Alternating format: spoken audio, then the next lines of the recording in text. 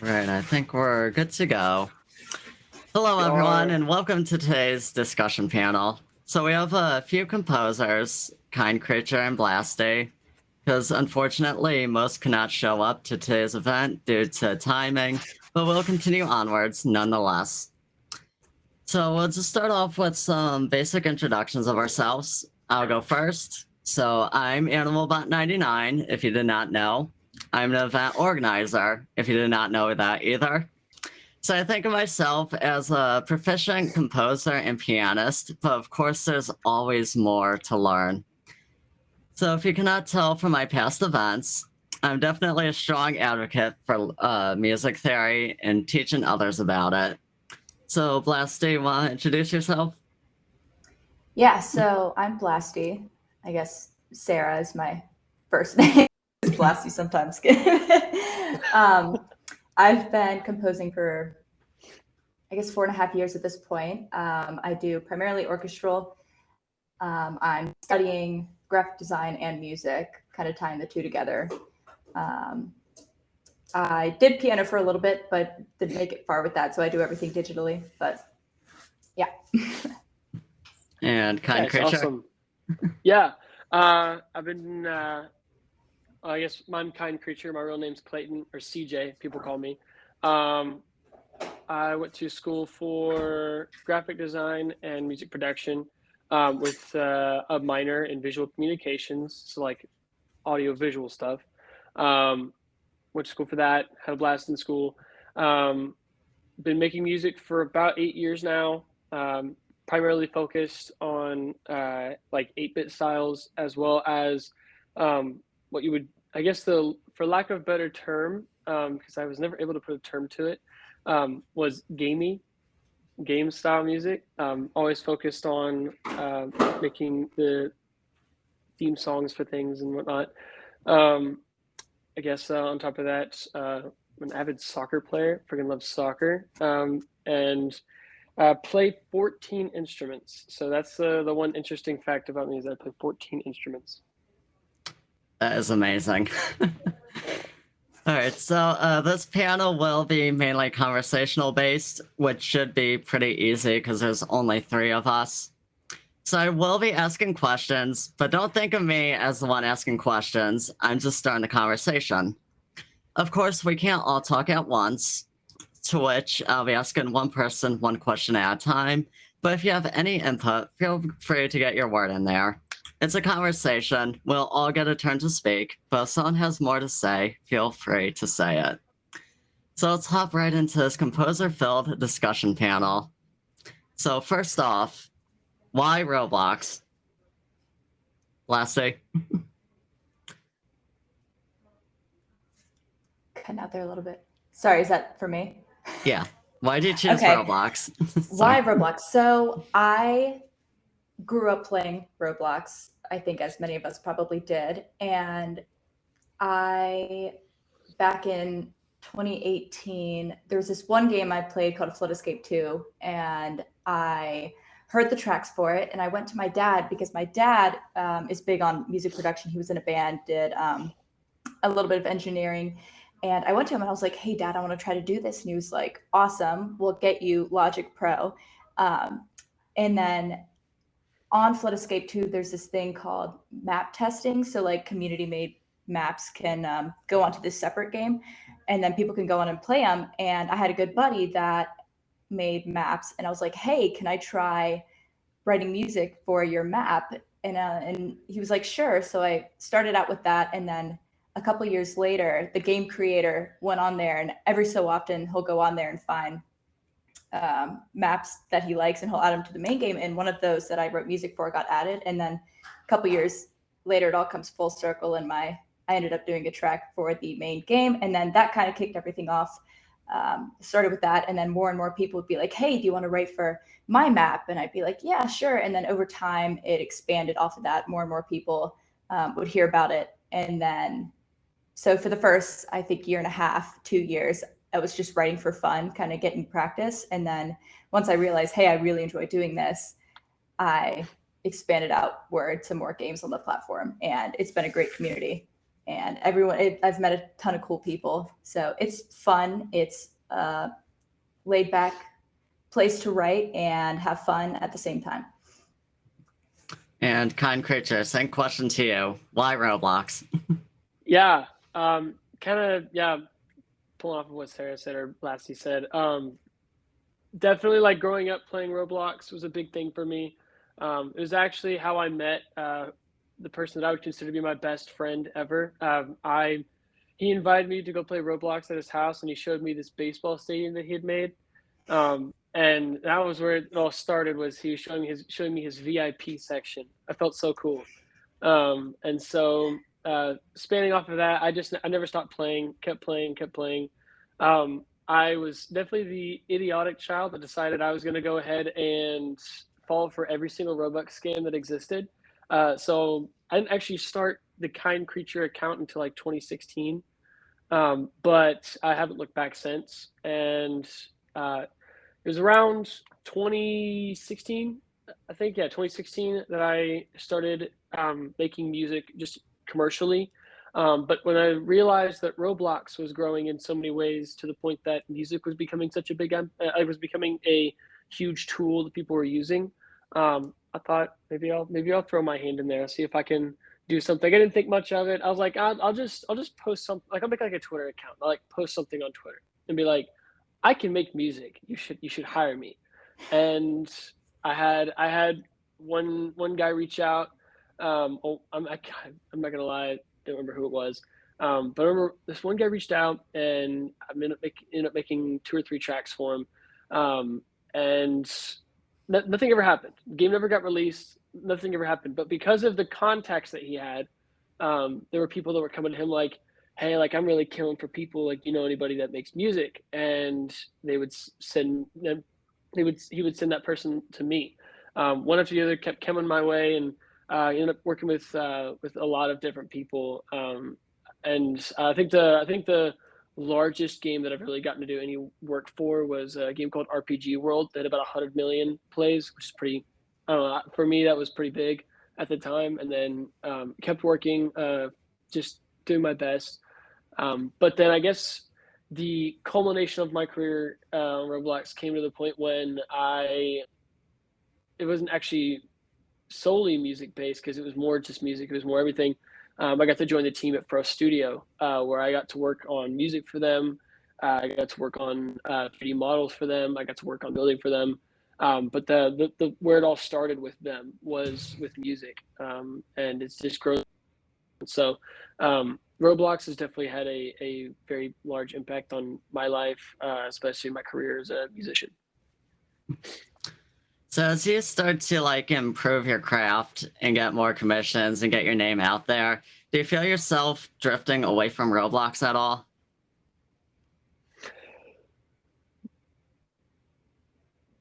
Maybe at times. I will say it is one of those platforms where it's, especially in music, the market gets so saturated with new talent, that as much as I want to like get all the big jobs and get all the commissions, so I can just continue to work and continue to make this a monetizable thing for me.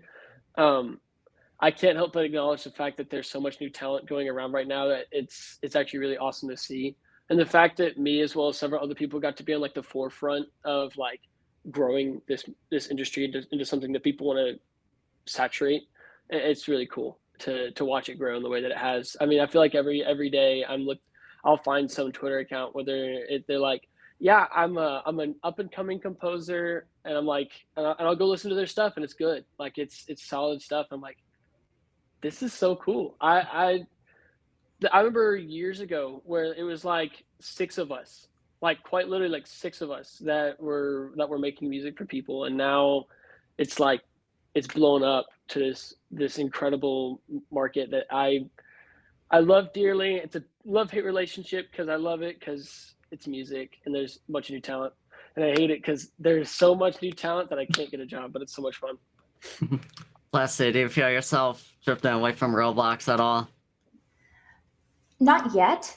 I think, like Kind Creature, at times maybe, you know, with the work and the studying that I'm doing with graphic design and kind of tying it all into music, and I'm also a vocalist, so I'm starting to kind of look for opportunities to get off, but I don't think anytime in the near future I really have a desire to do anything off the platform because it's so rewarding being here. So as of now, no, but maybe to come. So I think that it's safe to assume that you both make video game music. So I think that you kind of have a little insight in like the music development world within game development. So do you think that there's like a greater or less emphasis on music when it comes to game development?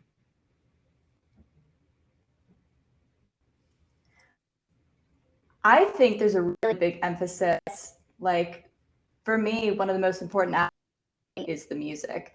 And whether there's actual music or just ambience, I mean, you look at like even horror games on like Xbox, you know, if you're walking in an area and you don't know where to go or you're heading away from where you're supposed to be going, the music will get quieter, the ambience will quiet down. But then once you move forward, there's all these audible cues that help direct the players. So I think music is one of the most important parts. And I think there might not be a huge emphasis, but whether people admit it or not, I think it's one of the most important aspects. Yeah, I second that wholeheartedly. Something that I remember playing, and it was like the first thing that fascinated me with video game music was I went and I played the very first Halo game, and it was on the old Xbox console, and it was cool to play it, but something that really hit me because I hadn't really played anything that was super music heavy before that point. Everything was some old 8-bit joystick game or some old GameCube game that had no music. And so playing Halo for the first time, I was like, whoa, I actually feel like I'm in this. Like I feel like I'm in this world. And then like when you went and fought boss battles, like the music got more intense and made your heart race. Like the idea of making somebody's heart race because of music alone, like that, it was so cool. Like, and you see that become so much more prevalent, not just in the Roblox industry, but just in general. Especially with you got games like Elden Ring, which just came out, where you like there are certain bosses where when their song kicks on, players become mortified. They are terrified, and it's solely from hearing the theme song to the boss battle. Like they know what's coming before it ever even shows up, and like I think that going from a place where we were playing joystick games where music was not prevalent whatsoever, it was typically the same song, some 8-bit sounding track on repeat, to this beautifully like crafted work of art, and that it's not just one or two pieces, it's potentially dozens of pieces for one game. I think that music has become so prevalent that I feel like it's actually become one of the core aspects of the gaming industry.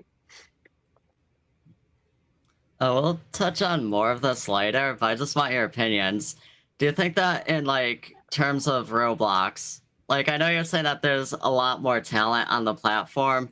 Do you think that some people find it harder to like pay composers a fair share? Like they always undercut them. Like composers are the first ones to be undercut. That's tough because I think that when you get into like pay scales and what people pay, I feel like, yeah, there's some artists that are probably overvaluing themselves, and there's probably plenty of artists that are undervaluing themselves. Um, but I think that it all boils down to like what the person that was commissioning the composer was originally willing to pay, and not efficiently communicating that. I feel like so many employers, they'll reach out to people, they'll try to employ people, and they set a mental budget without ever talking finances with the person. Which is why I feel like some of us that are doing well, I think that we're just kind of a little bit smarter when it comes to what kind of commissions we accept and what kind of commissions we don't accept. Like for me, like if I am going to be commissioned by someone, I'll typically ask them three questions. I'll ask them, what's your budget? Um, how much music are you wanting? Are you wanting one track? Are you wanting several? Are you wanting several short tracks? Are you wanting several long tracks? And then I'll ask them, like, what are you looking for? Like, what are you wanting to accomplish with this? And if they can't answer those three simple questions, I typically don't accept the commission, solely because if they don't know what they want, then I'm not going to be able to give them what they want. If they have no clue how much they want, they just know that they want music. I'm like, well, I don't know what I'm signing myself up for here. I don't know if I'm signing myself up for like a 2-year long endeavor, if I'm signing up for a week's worth of work. And then at the same time, like, if I don't know how much, like, what their budget is, I could get to the end of this and they have like $20 to pay for like 10 tracks. And it's like, well, where did the miscommunication happen? So yeah, I feel like, boiling all that back down to the original question, there's definitely plenty of room for composers to be undercut, for audio engineers to be undercut, but I feel like it's more so on the composer for allowing themselves to be undercut. Yeah, it's definitely tough. And I know, like, I've made a few mistakes before with that because, I'll set out, usually someone will come to me, they'll be like, hey, I want a track. And I'm like, yeah, sure. Like, what kind of style, like what duration? And then they'll give me all the information. Then I'll say, okay, well, this is the expected like price range. And, you can start, but if you have a ongoing project and say, you're working on a couple tracks for a month or two, and then they'll come back and they'll be like, oh, hey, can you do sound effects? And you're like, yeah, sure. But then you kind of get lost in the joy and the process of creating it all, that you kind of forget to say, oh, well, if you want, it's going to cost this much, or like revisions, like this is what I charge for this. And so that time adds up, and you just have to be really orderly with like making sure you keep track of everything, because when you get to the end and then it's like, okay, here's the invoice, and they're like, oh. So, and I end up, like, out of good faith, I end up being lenient with people because, like, I love writing music, but unfortunately, like, if I do it as much as I do, like, I have to charge because it like has to be my job if I want to put that much time towards it. And I end up being lenient with people, and I'm like, oh, it's okay, like, I'll do this. Or I usually try to like discount, which I know sometimes I shouldn't do, but it's all about the joy of writing, so it's hard not to. But so I feel like it does kind of come down to the composer and just making sure that you're like respecting kind of yourself, but also trying to work with the other person on the other end.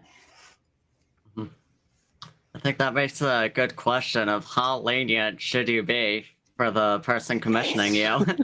Oh, I'm a good person to ask for that. I mean, there'll be sometimes like if I take a while, because like right now, like I'm dealing with that. I'm back at school, so things are taking a while. Just started classes.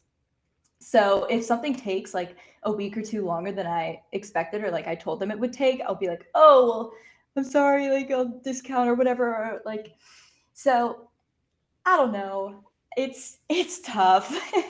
It varies depending on the situation, but I don't know.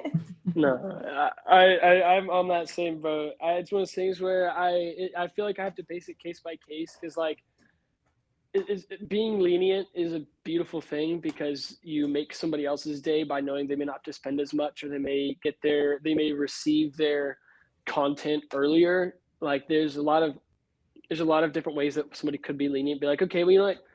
Even though I have other commissions, this person's paying a little bit more, and so through leniency, through the honor that I'm going to give them for paying more, I'm going to finish their commission first. I'm going to get them done first. But in the same way, if someone's paying a lot of money and you end up taking a little bit longer than you told them you would, now obviously setting yourself some decent boundaries, not saying, oh, I can finish 10 tracks in 2 days. Like, yeah, no, don't say something like that. But if you're saying something like, well, I'm going to finish, I'll finish you 2 tracks by the end of the next 2 weeks, because maybe you're on a tight schedule of stuff, and you get it turned in 3 or 4 weeks. Like maybe knock like $20-$30 off the final price. But it's like, it does come down to how much somebody pays and what they're paying for. Because if it's like one sound effect and you deliver it like a day late, like one day, at that point, I'm like, maybe you did mess up a little bit, but it's a sound and it's one day. Now, if you're turning something in weeks late, it's different. There's a different story. You base it by the case. But for me, like, I think that the main reason why I've ever given, like, the main reason I've ever given myself to be lenient was I turned something late, and it's happened before. It's happened. I'm pretty sure it's happened to every composer, audio engineer, anyone ever. There's been at least one project that can look back at like, yeah, I turned that one in late. That was pretty rough. But it's like, it's a lesson learned in that scenario, creating more time for yourself. All right, let's hop back onto Roblox for a bit. So Yes. this could either be very quick or we could have a long discussion on this. Have you guys had a chance to attend or watch one of Roblox's virtual concerts? I haven't. I've None been of wanting them? to. I was at that Lil Nas X concert. You best believe. You best believe. That was one of the most entertainingly humorous events I've ever attended, because I did not expect to see a giant Lil Nas X dancing. I did not expect that whatsoever. Did I appreciate that? Heck yeah, I did, because I thought that was hilarious. But I also thought it was impressive technologically. I'm like, man, I remember playing Roblox back with my old friend, and shoot, this is like blocks, like just straight blocks, and the motions were like about as bionic as it gets. And now it's like, oh shoot, like it's like full on animation, like giant animation going on in Roblox. This is insane. And then thinking that like they're doing big partnerships like that, I was like, frick, this is crazy. And so yeah, I definitely attended that one, and I attended a KSI one. I might have been late on it. I might have just attended like a rewatch or something, but I saw whatever KSI was doing, so that was kind of cool too. So do you guys think that like virtual events will be like concerts for the future? Like, do you think that that's the way to go? Yes. Wholeheartedly. It's fascinating. It's kind of funny. My dad loves to play Fortnite, and he was telling me about a Marshmallow concert on Fortnite. So they did kind of the same thing, where they have like a representation of the artist go up on a stage, and then you can go in game and watch it. So it seems like the idea of virtual concerts is spreading. And with things like the pandemic, I think it's not as great as being in person for a concert by any means, but I think it's a really good way to still get to go on there, still attend an event, and get to hear music. And I think you can do some pretty cool things with that. Like artists can release like new music like early, and then like I just think there's a lot of opportunities, and it might not be like a perfect, I guess, scenario right now, but I think moving forward things are gonna develop, and it'll become a really big thing. Yeah, definitely.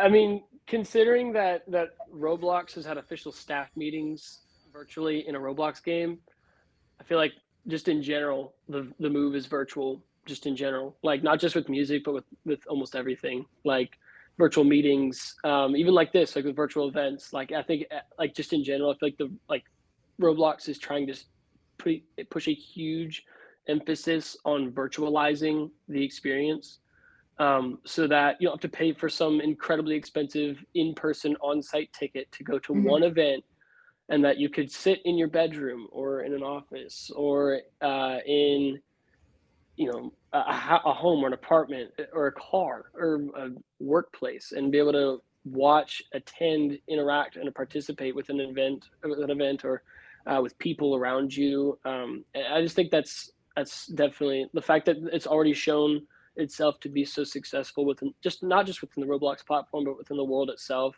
I think that Roblox is doing the right thing by moving forward with virtualizing the experience. That was well said. So, off Roblox again. How about we talk about your own compositions?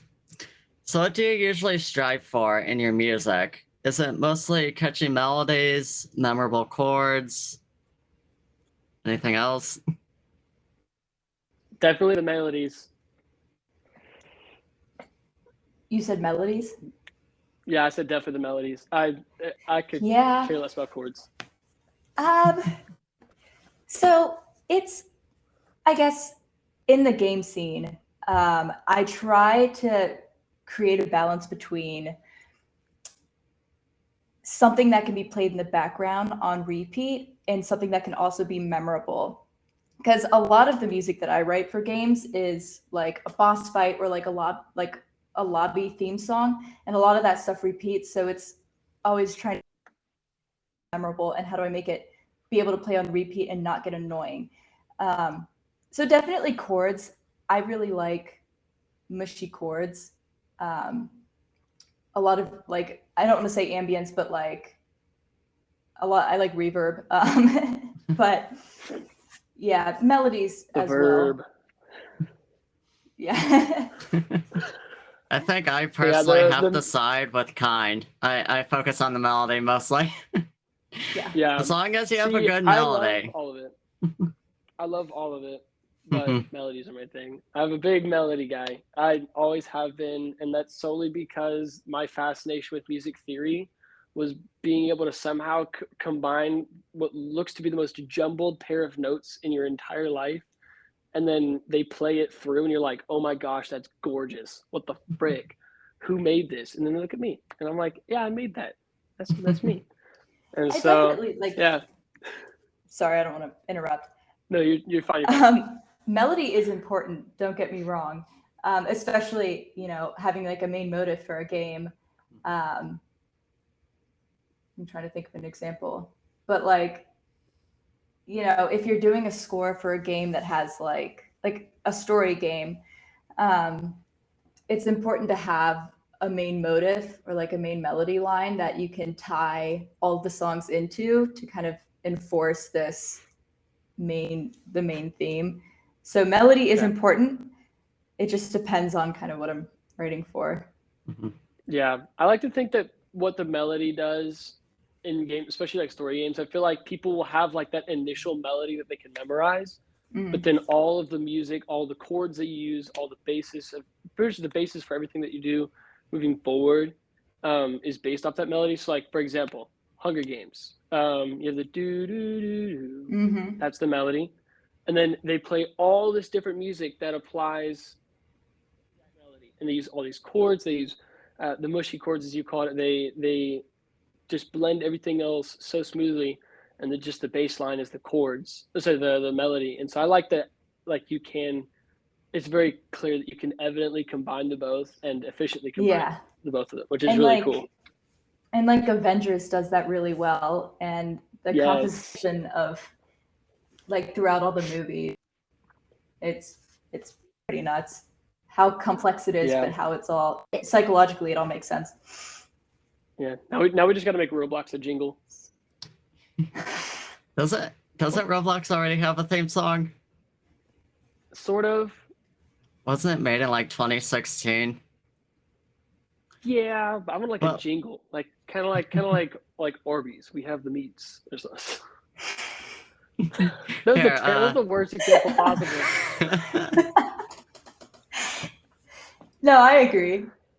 Not Arby's. But yeah, I'll add it to my events list. I'll gather a whole bunch of composers and we'll all have a workshop making a melody, a jingle for Roblox. Roblox jingle. Alright, so what's the longest time you took to make a piece of music? I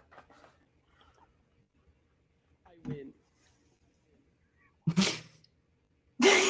You're 2 good. years. 2 years. There's some that I haven't finished, and I've been. Oh, don't worry. I have back in my files. I have hundreds that I did not finish. 35 minutes. Kind, why did it take you 35-minute loopable track. Every single minute of it had to be different. Every single minute. They could not have any similarities. That's hard. The tools I was using. I switched from like 3 different platforms just to make this. And when it was all said and done, this guy was like, I'm going to pay you like $4,000 for this. I'm like, oh, shoot. Yes, I'll make whatever you want me to make. $4,000? Yes, okay. Finish it. 2 years later, he's like, all right, the game's development is on its way. We're almost done. And I'm like, what platform is this releasing on? Like, I'm thinking this has got to be like at least a Steam game. Like, I'm thinking he goes, I've been working on this Roblox game for 5 years now. And I'm like, I can't think of a single game I've ever played in Roblox ever that would have ever even needed 35 minutes of straight music and one track. Like maybe 35 minutes of music in increments of like 1 minute tracks, but like 35 minutes of straight music. I'm like, what are you making? He goes, and I kid you not, these are his exact words, and I have the messages in my Twitter DMs. I am making an adventure spin-off of Cookie Clicker. Cookie Clicker. Him and I talk nowadays, and he laughs about the fact that he went through with that. He paid me. He was like, I'm not gonna not pay you for the work. Like, you did all this work over the last, like, granted, it wasn't like 2 years to the date. It was like, I think like a year and like 11 months. But like,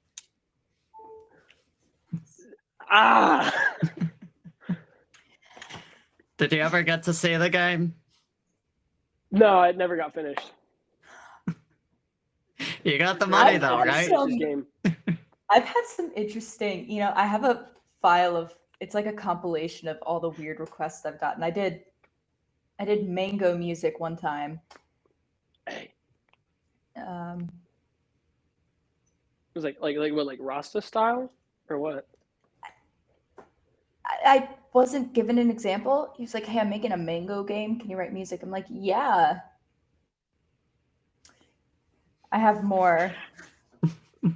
That's an incredibly specific game, a mango game. Well, I guess we're at the part where we share our odd commissions. I know. Any others to share? Oh, there's one more. I've got one more. And I love this guy because he's a good friend of mine. But so I got commissioned by an old friend of mine. I won't name drop him right now, but I got commissioned by an old friend of mine, and he goes, all right, I'm making I'm making kind of like my own version of Robloxian High School, which I used to work for them, which is cool. But he goes, I'm making like my own version of Robloxian High School. It's gonna be bigger. It's gonna be better. It's gonna be awesome. And when he was showing me the development pictures from the game, I was like, oh dang, this game actually is pretty cool. Like it was more like adventure focused. Like actually like he was like putting a story into it and everything. And so I was making all the tracks. I made like 25 tracks. Now they varied from like 40 something seconds to like 3 minutes. And so I was working on this, like 14 months, and it was so cool. We're getting to watch it again. And at the end of the time comes and he's getting ready to release the game. Dude gets banned. I lose all contact with him. He drops completely off the face of the earth for like 4 months.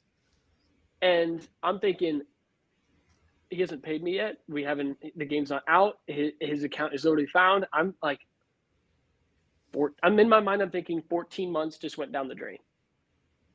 Like, oh gosh. 2 months later, after I stopped my search, he reappears out of nowhere on a new account. Same guy, same everything. Dude was like, hey, so sorry about what happened. I'll get you paid for everything. He paid me for everything, but he never used the music. The game never got released, and he kept releasing other games, but the game never got released. The music never got released. And so I messaged him like, I don't know, a while back, and he goes, hey man, is there any chance that you could like buy the music back off me? I'm like, what do you mean? He goes, well, I'm not really going to need it. Like I don't really have a use for it now because the game that I was gonna make it all fell through. So, is there any chance that we could like figure out a way to like for you to buy it back? And I'm like, dog, I have the original files. At best, I'm paying for the rights back. He goes, yeah, like that. I'm like, I'm not gonna use these. I don't make games. I make music for games. I'm not gonna need these. And so we had this big long discussion. And you know what I did? I bought all the music back. I bought all of it back for $5 a song. $5 a song. You know why? Because he was telling me, he goes, dude, I'm gonna be honest with you, man. He goes, I'm trying to propose to my girlfriend. I'm thinking, if he's lying, I'm gonna be angry. But he all this story wraps up to saying, a month after I paid him, he sends me a picture on Discord, and it's his engagement picture where he actually proposed to his girlfriend. And so I'm sitting there thinking, okay, so I just went from working 14 months on 20 plus tracks, finding out that my boss got banned, him randomly reappearing and never releasing the game or using the music, me then buying the music back off of him, and then him sending me his engagement pictures. I don't think I've been doing this for long enough to have stories like that. That's Me my either. craziest story is Mango Music. That's funny. That's awesome. I definitely never gonna correlate forget though a few times with making music for games that go nowhere, stop development, but I still get paid. So you know, as long as you get the money. Yep. And so far, none of them came back and asked me if I wanted to buy the music back. So I'll keep you updated if that happens. You better let me know when it happens. I will. But back to compositions. What do you usually look for in a piece of music, whether it be your own or something that you like to listen to? Rhythm. I'll be honest with you. Yeah, time signatures. I feel like if you can, there's so many. I mean, like for me, like rhythm and time signatures are like huge, because, for example, like if I'm gonna go make a very melodic piece, and I'm gonna be working on how I manage my tempo. I'm not gonna make a 120 beat per minute tempo. Like I'm not racing in a slow song. And so like I really admire when people acknowledge tempo changes, time signatures.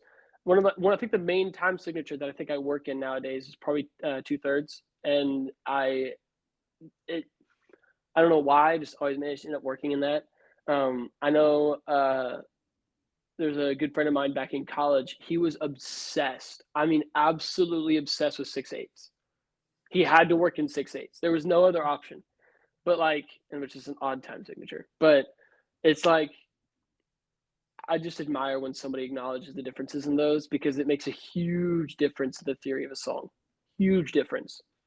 Because if I try to play like Mary Had a Little Lamb in 6/8, I'm screwed. All of that. And key changes. I'm a sucker for key changes. Yes. Ooh, go from like a G to a C randomly. Throwing an augmented sixth chord. Ooh. We gotta love augmented chords in general.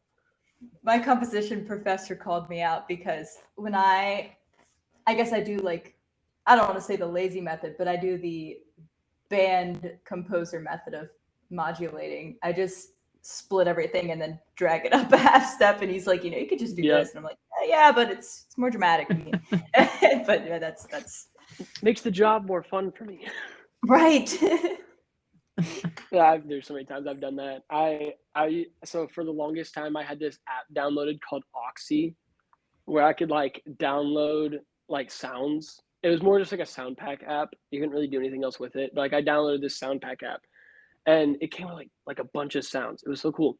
However, they released this one pack, and I challenged myself to somehow fit every single one of their sounds into a song, because the sound pack was called Fried Risers. And if you've ever used a riser, you understand that it can be very, very beautiful, or it can literally ruin your eardrums. And these are the kind that took the idea of ruining your eardrums and made it look like child's play. And so I like aggressively edited these things, and I'm thinking, man, it just still sounds terrible. And then I used a modulator, and I brought it down 2 keys from an F to a D. And it was beautiful. It actually sounded almost like harmonicas teaming up to play a rise. And it was gorgeous. I used it for a Western game. That's an interesting way to describe it. Harmonicas. I swear on my life, it sounded like harmonicas. Like just line up like 10 harmonicas in a row, and boom, they're all playing like a nice, beautiful chord. I love key changes. That's a trick. I'm a storyteller. I can't just say something. That's good. That's what I want. I want stories, content. I don't have a lot of stories. I haven't been Well, doing it for long enough. But before we move too far, we're just talking about what was it? Time signatures. What is the oddest time signature you wrote in?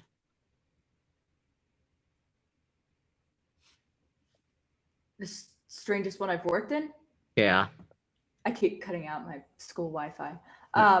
Probably back when I was like 17 and I had no clue what I was doing with music yet, I tried doing like 14/23.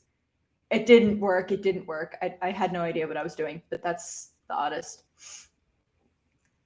I think there was one time where I just tried to throw 2 random numbers in the time signature and try to work off that, and it somehow worked. I think it was like, I'm not kidding. I think it was something stupid like 32 like 64ths or something, or no, 32 67ths or something. I was like, I'm just gonna throw 2 random numbers, because there was like a system where like you could just put 2 numbers and it automatically calculates what that would look like and where the note should go, and then you just pick the note. And so I did that for like a project just for the fun of it, and it actually sounded okay. Now, was it sellable? In no way, shape, or form. But was it worthy for my composition professor to get an A minus?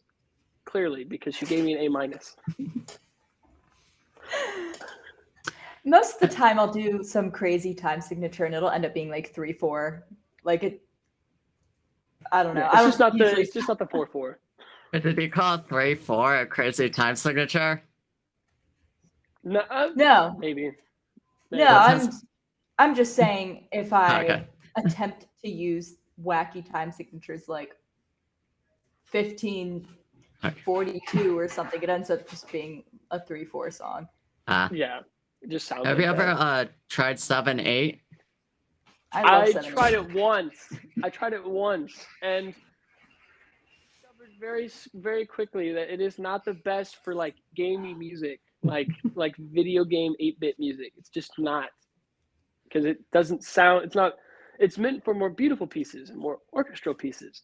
And so when you're running on like an 8-bits, like 8-bits got to be like pinpoint on the money, like, and it can't flow with any of the other brackets. And so I can't work out a 7 and 8. I like, what is it, 5/4? I like 5/4 is 5/4 a cool. lot. Mhm. I've only done one song in that, but when it's appropriate, it's really cool. Yeah, I did orchestral work in 5/4 pretty much like religiously in college, because that was our professor like obsession with 5/4 and 7/8. And so she had this huge, so if you did anything in 5/4, you automatically got to be at the minimum. It could be crap. I mean, you could have made literal dog water, but if it was in 5/4, you got a B minus. So when you start a track, do you set it in a certain signature and then write the melody, or do you have a melody in your head and then you start writing it and it's like, oh no, this is 6/8 or 3/4 or 4/4? Call me weird. I have a gift, and this is the one thing that I've noticed about myself is that I will hear the melody in my head and automatically know the time signature it's in. I'm just asking that because of process is because I'll have a melody in my head and then I start with 4/4 always. That's a default when I open a new channel, but I have a melody and then I start writing it and I'm like, oh no, this is in 2/4 or whatever. But I'm just asking about what your process is. Oh yeah. So for me, anytime that I start with a new track, with really just new anything, something that I do is I'll run through, just like, again, every single time I'll run through what each one would sound like, how the melody would sound in each time signature, and see which one sounds most familiar to what was in my head, just to be sure that I was right when I said it, because I'll admit I'm not perfect. I always make mistakes, but I'll typically try to run through each time signature, see which one sounds most familiar, and then as I build on that melody, if I don't like how it sounds in that time signature, I typically either scratch the project or I rework the way the melody sounds so that it would sound better in a different time signature. Because I love melody, as said. I love time signatures, as said. However, sometimes those things don't agree all that well, and so I always have to double check and rework the way that I handle my time signatures, mixing them in with my melodies. Because I feel like you can make a melody in your head, but if you can't put a time signature to it, or the time signature that it's in just completely ruins the rest of what it could be, I feel like the melody's not worthwhile working on it. It's so frustrating when that happens. It is. I get so annoyed. I'll be sitting there like, this has so much potential. This sounds gorgeous. But it's just this that sounds gorgeous. I have no other ideas. Where do I It doesn't work in any other. Yeah. Yeah, it definitely happens to me a lot too. But here, let me answer your question too. So with starting with time signatures, what I usually do is I'll start in like a 4/4 or 3/4. But I think that I could relate with Kine, where I almost have like the melody in my head. So it's a matter of just reworking it, trying to figure out how it fits. And then I usually use time signatures as like more of a design sometimes. It's like if there's one part in the middle of the piece, I'll add the 4/4 or 5/4, just have it extend an extra measure instead of slowing down the tempo. Yeah, I like that. I don't know, do you guys use time signatures just to design up the piece? Maybe sometimes. No, Maybe sometimes. I never have. You stick to one time signature throughout the whole piece? Not all the time. Most of the time, yes. But sometimes if it needs a switch or if I need something more dramatic, then I'll change up the time signature. Yeah, I think the only time I've ever caught myself like using separate time signatures within the same song or the same track or whatever I'm making, it's only ever really been in scenarios where like I have to, like, it's in like a cut scene where I'll be switching from like a happy-go-lucky tempo, like a simple 4/4, to something that could be used for something more dramatic, like a 5/4 or 7/8. I catch myself switching that because like I made one where there was a cut scene where the camera pans from like you walk through this door, it's this pretty area, and then you walk through the door, and then boom, it's this like dark demonic castle. You're like, oh my gosh, what just happened? And so, but like that cut scene is you walking in, it's all happy-go-lucky, and then it's a door slams, and then the music kicks up, and it's a lot like faster, more aggressive with the way that the notes are being portrayed and where like the music's going. And so I think it's like scenarios like that where I catch myself using different time signatures in the same track. Okay. off of music theory now. So how about some advice to starting composers? For those that want to get into the field of composing and want to like build up their portfolio, would you suggest full-time, part-time, or commission work? Do not start out full time. Yeah. If you put so much stress on yourself to be the best at it right from the get-go and be a big name right from the get-go, you're gonna get drained. Like not drained in the sense that like you're gonna be wasting too much effort physically. Like you're going to be tasking yourself mentally and emotionally to a point that you no longer have it in you to pursue music. Like I think that a big thing for me was like early on, I put so much pressure on myself to just to grow, whether it be on social media, whether it be in my clientele, the size of my clientele, the notoriety of my clientele. I was desperate at first to just do that. Just get all of the famous people under my clientele and do the very best and be the number one guy. I'm going to tell you now, you might be the number one guy for a while, but you won't be the number one guy forever. Like someone's going to come after you and they're going to be better than you. They're going to be smarter than you. They're going to do better. That applies for anyone. Even the richest men and women in the world, there's going to be somebody someday that comes along and ends up becoming richer than them, whether it be guy or girl. Like it's just how it is. And so I don't say that to like discourage anyone. I say it's like, don't stress if you're not like immediately successful. Don't stress if you feel like, well, if I'm not putting enough time to this. No. Run at your own pace. Do what you do best at your own pace. And when people begin to take notice of the work that you do, that you post, that you create, then someone somewhere in this humongous world is going to see your work, is going to have the money to pay for you, and is going to contact you.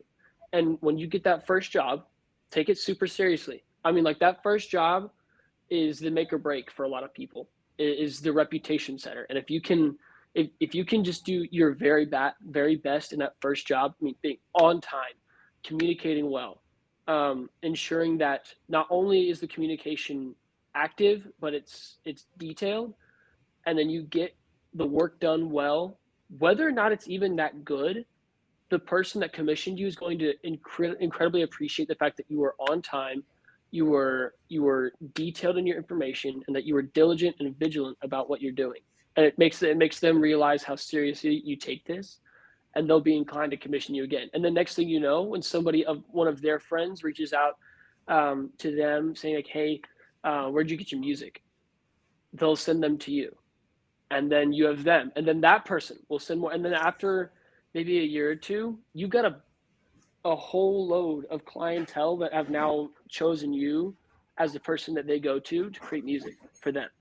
And it starts with being diligent and vigilant with that first commission, but also not letting the idea that you're not the best or the known to be the best right now as something that should discourage you, because it's in no way, shape, or form should that ever discourage anyone. I know that it did for me at first, but when I got past that, that was when I started to see success, was when I started to realize that I just needed to be diligent about things. And then I got the chance to work for some very large artists and some very large creators, and I haven't looked back, for lack of a better term on that one. It started with doing what I just told, is being vigilant about that first commission, and then doing the same due diligence for others. That's a really good point. My first commission was, I don't want to say it's bad, but it definitely wasn't great. But the guy that I worked with for the first time specifically said, I loved how well you communicated with me. You accommodated for all the changes I wanted you to make. You were nice, lenient. But it's really important to set that good reputation at the start, because to Kyne's point,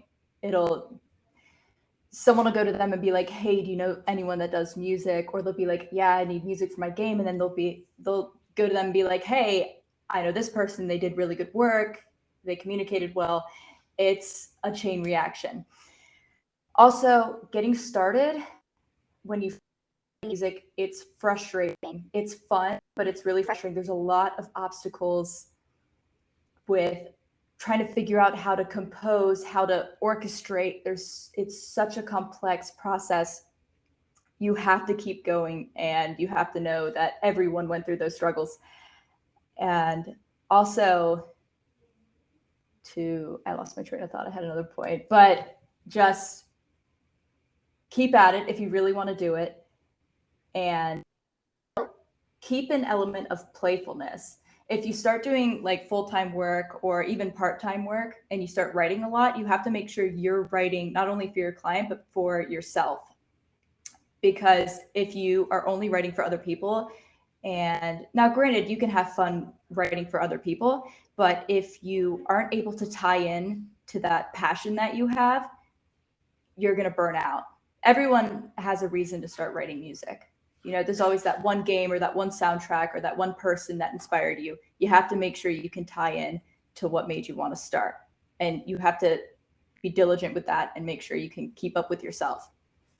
And everyone has a burnout period. Everyone does, at least one. Yeah, I think that Never neglect the fact that you might burn out someday, and that it's okay to rest, to stop taking commissions, and to relax. I think that we could definitely have like a whole topic on burnout. Like, what's your opinions? Like, what do you do when you get burnt out? Strong opinions on burnout. It's horrible. You can take a break, or one thing that I haven't necessarily tried, but that I've heard is write something that's way out of your creative, I guess, limits. So if you write orchestral, like go write something electronic or write something ambient, do the opposite and just have fun with it. And that'll spark new ideas. Just do something else. That way you're still writing, but you're not putting the pressure on yourself. Like, oh, why can't I get this song to sound like my other songs? You know, it gets rid of that pressure and keeps that fun aspect in there. Facts. Gosh, so I've already gone through 2 burnout periods. First one was at the beginning of my second year professionally composing music, and then my last one was actually just last year, right after the summer. And gosh, it wasn't like the second one was worse than the first one because it wasn't just a musical burnout. Like it burnt me out to the point where I was burnt out just in general. Like I was tired of of everything. I was like, I don't want anything to do with anything. I want to disappear off the face of the map for a couple months and then come back fresh and new. But I knew that that's just not the way the world works. You can't disappear for months and months and months and expect to come back the same that you were before. And so for me, I guess I had to learn the hard way, unfortunately. But through experience, I've learned that burnout, you have to understand that it does not matter what you do, what work you do, who you work for, what you're working for, what you're doing in your work, what you're creating. It doesn't matter any of that. The burnout is temporary. And how long it lasts is totally up to you, because you can soak in your burnout and then heal naturally over the course of a long period of time, or you can take initiative and get focused and understand, okay, I'm in a season of burnout. What can I do to halt this season, to remove myself from it and enter a new season of growth and of consistent joy? Because for me, something that I did was I just, instead of writing for other people, I took a break from commissions. I literally told him, like, I am not writing any commissions for the next like couple months. I'm taking a break from music. I'm relaxing. And what I did was, instead of just like sitting back and, I'm going to, kick back, watch a TV show for straight couple months and do nothing, I told myself, I'm going to get more active in my school life. I'm going to get more active in my friend life. But then I also told myself, I'm going to start creating. And essentially what Blasty said, I'm not going to create for anyone else. I'm going to create for me, and I'm going to make what I want to make the way that I want to make it. I'm not going to have anyone telling me how to make something, because that was one of the most annoying things for me, was when I would tell someone like, hey, I hope you understand that what you're asking for just isn't going to sound good. Like it's not going to. Like I can make all these different variations of what you want, and it's not going to sound good. It's not going to sound nearly like what I think you're wanting it. And in many ways, it'll just be like blatant. Like, no, you'll put it into a system, like, this is just terrible. Like this does not work at all. And so getting to like take a break from having someone else tell you what to make or tell you how to make it, you then getting to go in turn and just make what you want to make because you want to make it, and you get to make it however long you want to make it. You get to make it with whatever melodies you want to make. It's just so encouraging. And for me, that was like a big like revitalization. And then when I went back into it, not only did I feel more refreshed, but I actually had grown as a composer, and so I was able to make more complex pieces for people. And then that second time, it really was just I needed to take some time. And so what I did was I actually, believe it or not, that second time I literally cut out I cut out music, I cut out Roblox, I cut out Twitter for months. I said I am taking a break for 2 months. You're not going to hear from me. I'm not going to say nothing. I'm going to retract. And then that was when I focused on who I am as a person and realizing, okay, well, what about this makes me happy? And reminding myself why I loved music over those 2 months, like reminding myself, like, man, like this is what made my eyes light up as a kid. This is the kind of music is what I dance to. I don't dance when I hear anything other than music. It's something about like just reminding myself that there's so many emotions that get provoked by music alone that I have the ability to bring out of people. I have the ability to bring those emotions out of people. And because I have that, like that makes me strong. And so really reminding myself of those things over those couple months was huge.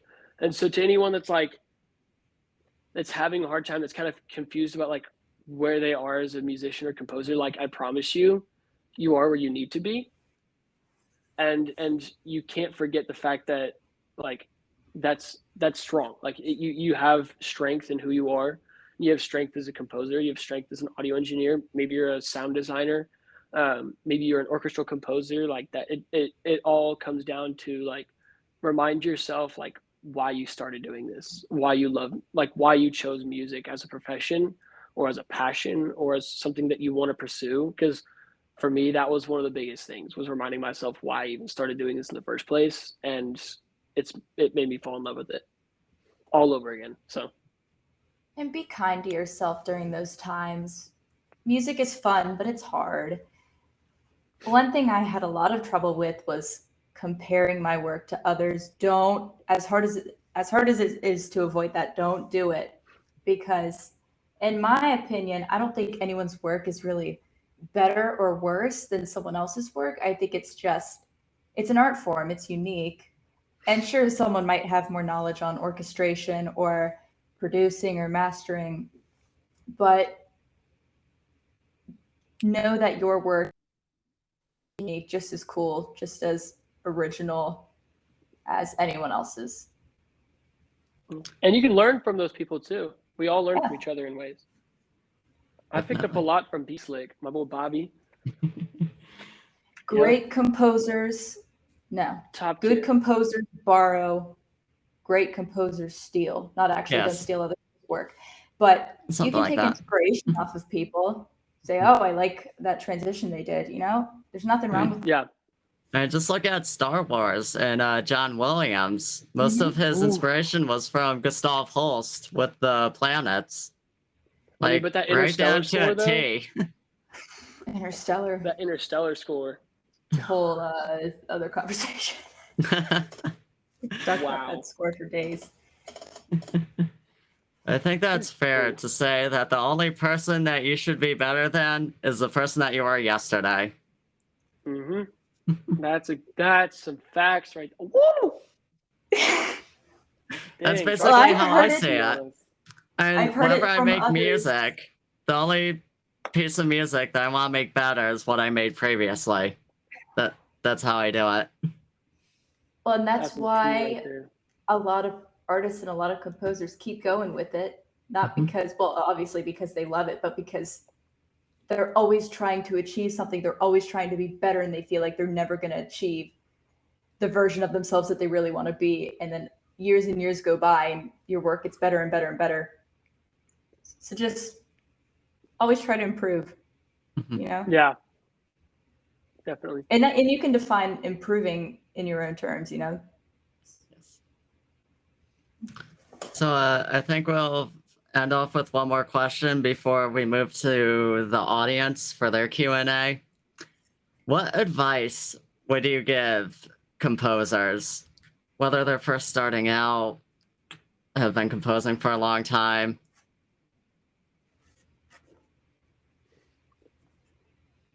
Any advice in general? I think the same thing, you know, keep going at it. It's frustrating. There's a lot of obstacles, and you're gonna, if you start doing freelance work or commissions, you're gonna have some odd clients, and there's gonna be a whole lot of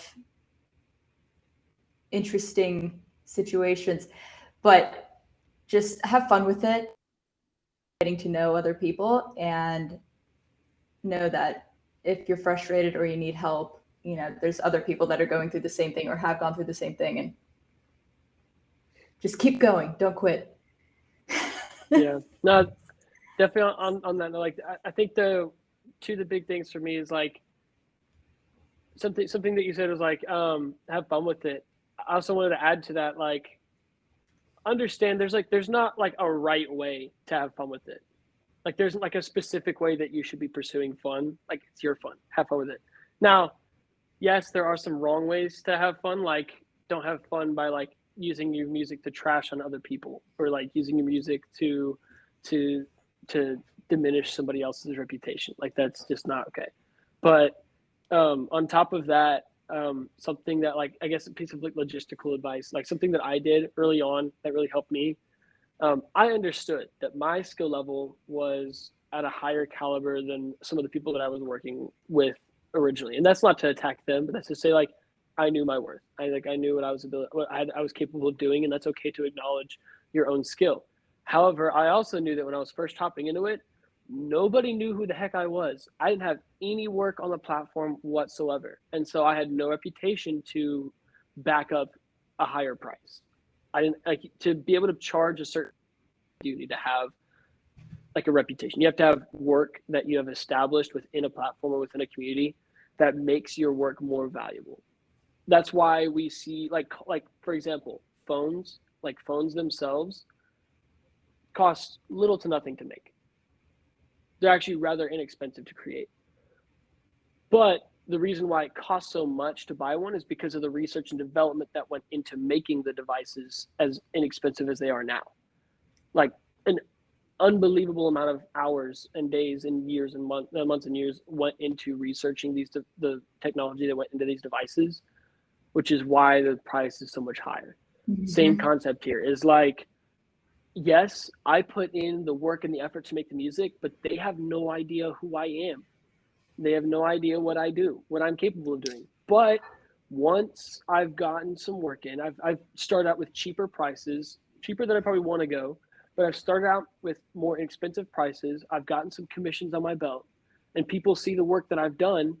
That's when I can start to put prices out that I feel are closer to my own self-valuation.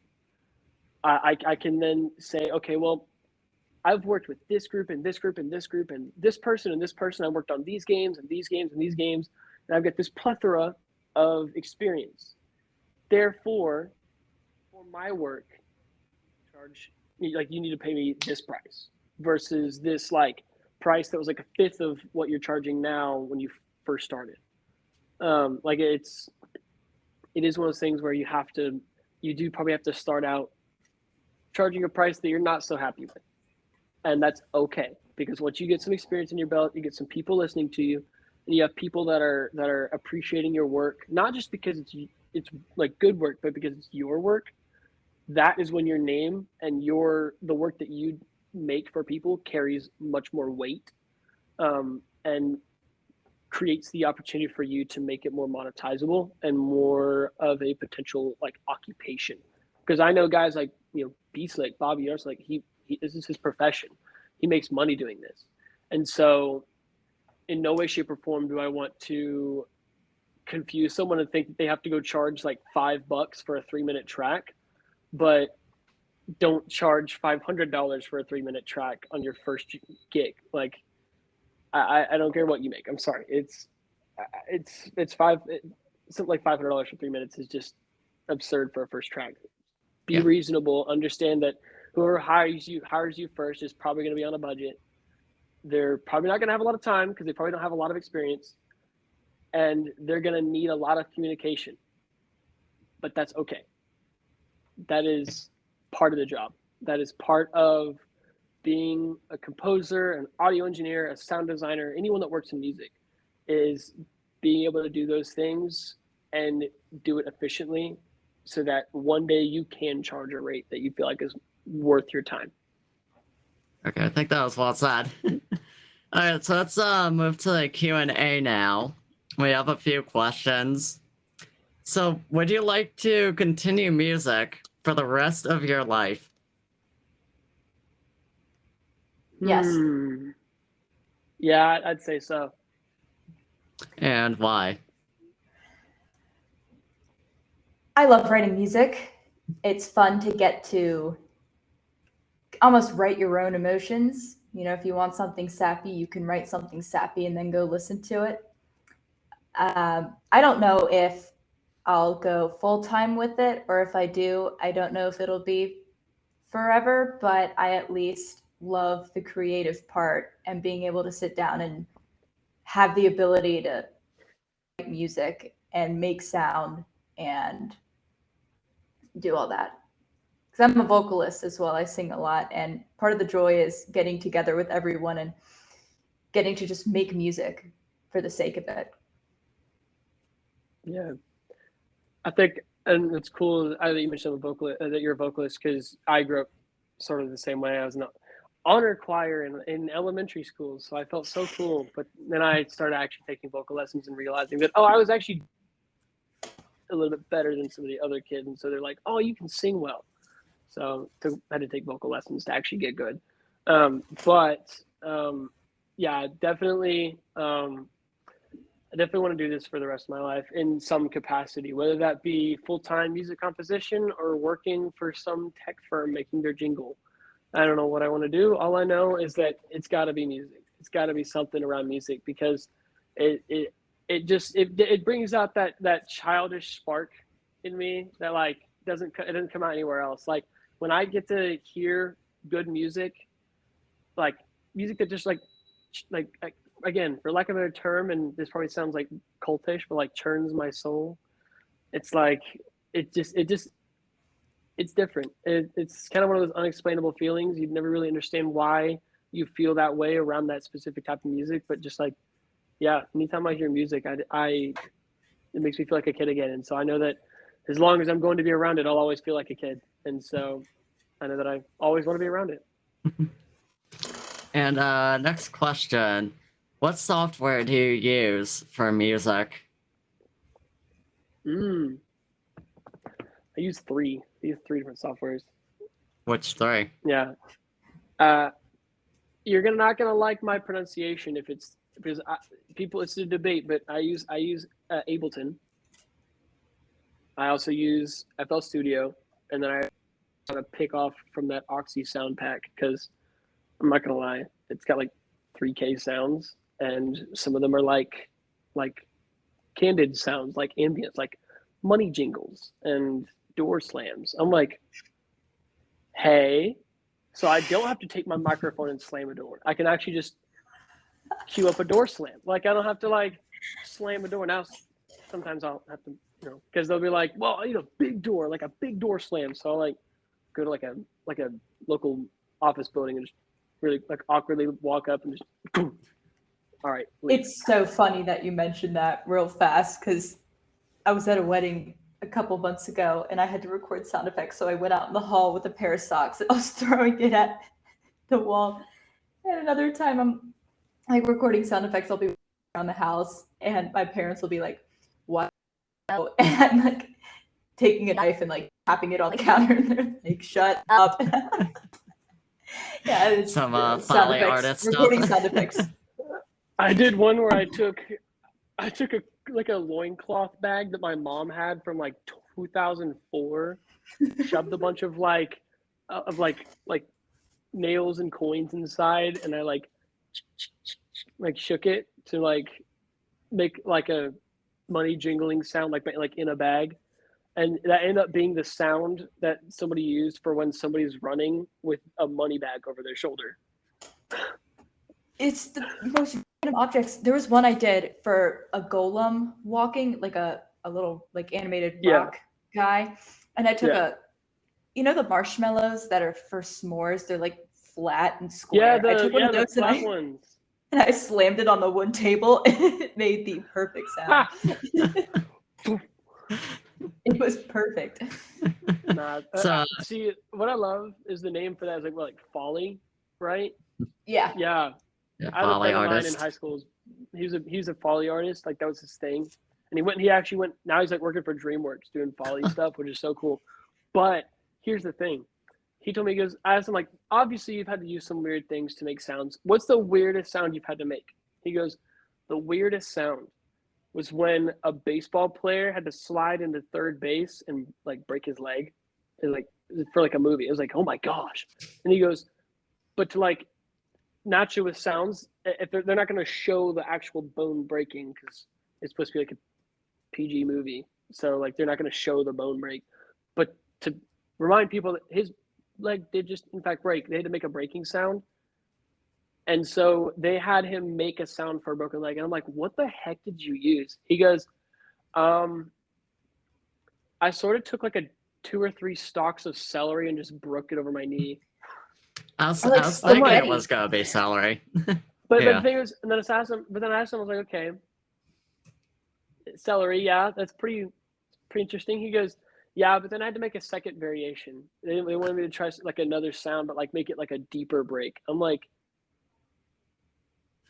what'd you do there? He goes, I took a sledgehammer and I broke a 2x4.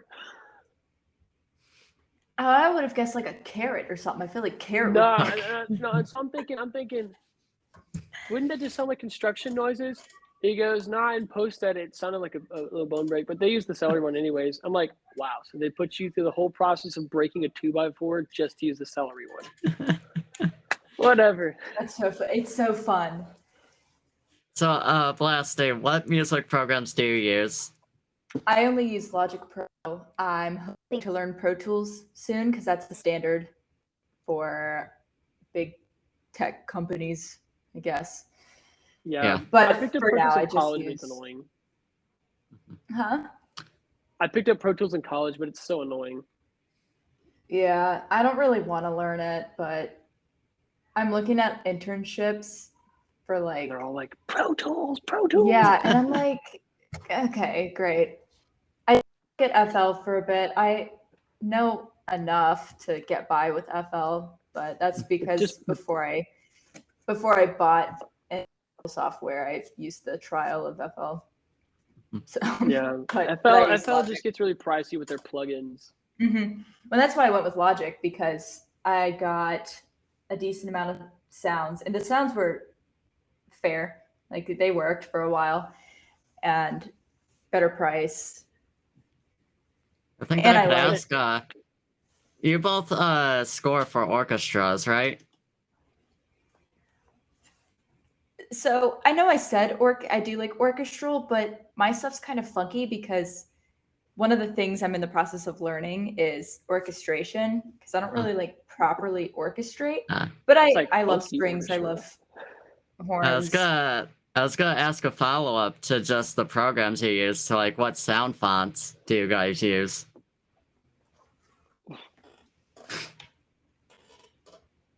What's the one biggest sound font you can't live without? That's tough. Cause there's like 3 of them though that I'm like I get stuck on. Like I have to use. Okay. Is this like sound libraries? Yeah. Yeah. I think for me, I think the biggest one, like just of all of them, that I feel like I've used in more of my music than anything, has got to be strings.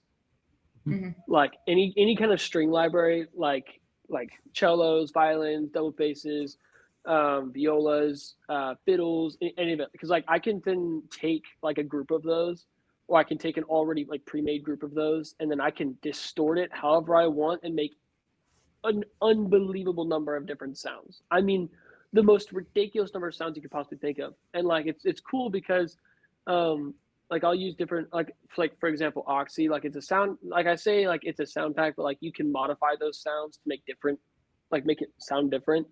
And I was like, I'll take like a whole set of strings, put it in there, and then I will distort the crap out of it, and I'll make what sounds like a symphony sound like some like rogue pirate ship coming out of nowhere. Like it's so cool how I could take strings and do that. But then I think the second one's probably like anything 8-bit. Like 8-bit, it's just so wildly universal because I can make 8-bit sound like an old Super Mario game and make it super pixelated. Or I can take 8-bit, because 8-bit's more than just old Super Mario music. I can take 8-bit and then I can make it sound beautiful. I've even made like tracks for people where I used almost entirely 8-bit, and yet they were like, dude, this is beautiful. And I was like, yeah, would you be surprised to find out that I use this, and like the sound pack that I use for this is the same one that I use for my like 8-bit like Super Mario-esque song? And they'd always be like, Cap. And I'll show them that like the side by side. They'll be like, bro, what? And I'm like, yeah, it's 8-bit for you. I can make choppy 8-bit. I can make smooth 8-bit. But like, it's all universal. I love those two sound libraries. Uh-huh. And I think the third one is probably like I'm a huge drum nerd. I always grew up like I always grew up with like around drummers, and so if you have a very developed sound pack for drums, I'm all for it. I'm all in it. I go in for stuff like that. Favorite one definitely had to have been this one where they had like the big tom drums, and so I did like a dum dum dum dum dum dum for like a king walking into a palace. It was so cool. And then last day, what sound fonts could you Strings. not live without? Strings for me as well. Strings. I use Alright. right now, my main one is Cinematic Studio Strings, but the problem I run into with different strings libraries is the attack at the start of the note when you place it in MIDI is like the note will be here, but the attack is there, so it all comes in late, and then you have to go in and like change the tick time. So that's kind of annoying, but no, I love strings and I love live recorded instruments like that are readily available to just Yeah, And I've then, started to slowly fall in love with horns. Yes. It took me a while to start using horns. Like there'd be times I wouldn't use any at all, but now it's like, oh, I need a horn. Yeah. I need a I'm horn. feeling Because that. it just doesn't. The tracks are so It feels bland incomplete. without it. There's no now. layers. No. All right, and then final Q&A question, then we'll wrap stuff up. If nobody knew you till this day, would you still be doing music? Yeah. Yeah, I think that my style might be a little different because I feel like a lot of my style now has been morphed by the fact that I've been making game music for like 6 years now. But yeah, I think that I think I'd still be making music. I think I think it would just look a little different. Yeah. Same for me. Yeah, I think I'd probably be making more like artist music, like music that you'd give to like a recording artist or like a singer, less a video game thing. I think I'd be making more what you would call beats rather than tracks. Oh, I love video game music though. It's so fun. It's I so don't think- creative. It is. Yeah, I like being able to convey a plethora of emotions in 2 minutes rather than make somebody bop their head for 2 minutes. Yeah. That's fair. Not to attack artist music. I do that too, but it's I have a deep Something love for game special music. about game music. It is. I love it. Okay, You're the right team. let's wrap things up here. Any last words you want to say? Honestly, just that I'm thankful to be here. That I got to talk to both of y'all. Got to learn from Yeah. y'all. Got to just talk music. I love talking music. It's something. It's not something that I get to do a whole lot because there's not a lot of people in my close circle that are like music people, and especially not just music people, but music people that know what they're talking about. And so it's nice to be able to have conversation with people that know what they're talking about and have experience. It is. Yeah. Same situation. You know, I have one or two people, but never as specific as game music. You know, I know other people that write for like a band or something, but it's just not the same. So it's fun to come on here and let it all out. Yeah. It's good to hear that you both enjoyed your time here. So, once again, thank you, Klein, and thank you, Blasty, for taking time and come to this event. And I think that will do it. And, Klein, I'll let you know when I... Oh, he left. I'll DM him. I was going to tell him I'll let him know when I gather composers to make that jingle for Roblox. Roblox jingle. Yes. Let's All make right. it happen. All right. Take care. Thank you. Bye. Goodbye.